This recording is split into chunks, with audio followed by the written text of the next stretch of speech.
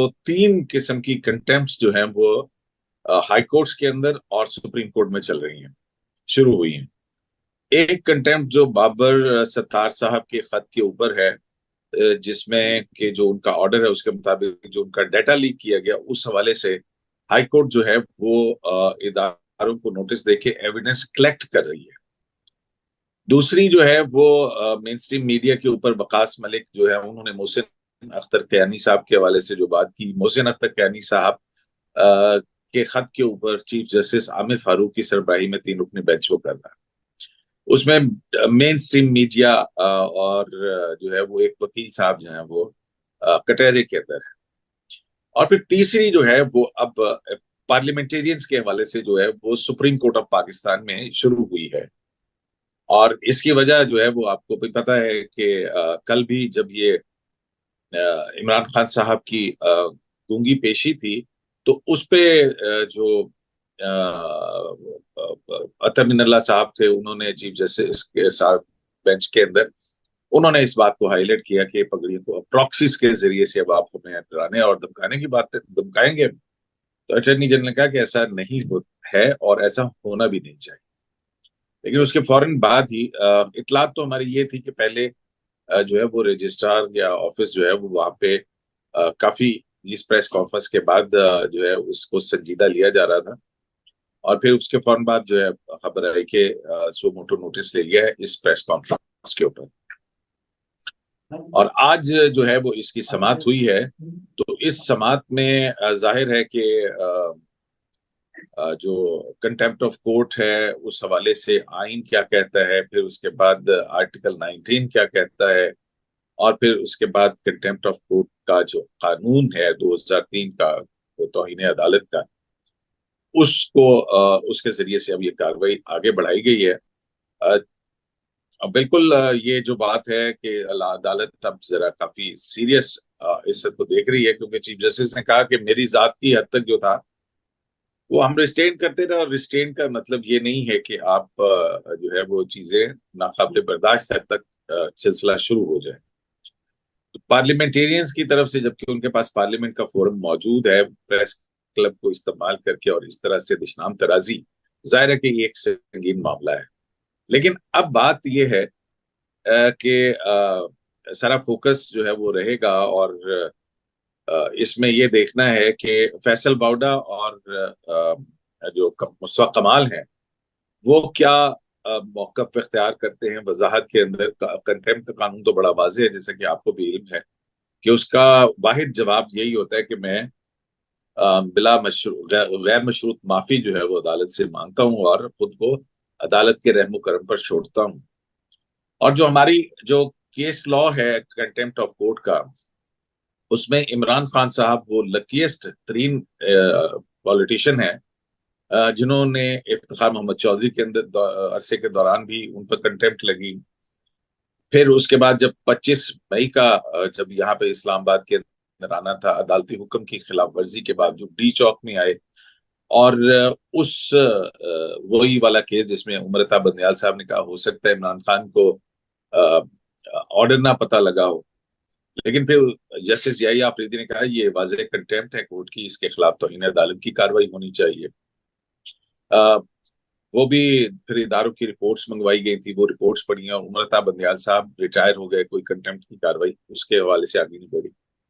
ज़ेबा चौधरी के ऊपर जो सिविल कोर्ट को धमकी दी गई, उस हवाले से भी इमरान खान साहब के खिलाफ अतर मिनल्ला साहब की सरबराही में ये उस वक्त चीफ जस्टिस थे, 5 रुकनी लार्जर बेंच ने वो हेयरिंग की और उनसे कहा गया कि आप जाएं और माफी जो है माजरतनामा जो जज ज़ेबा चौधरी उनसे ले लिया।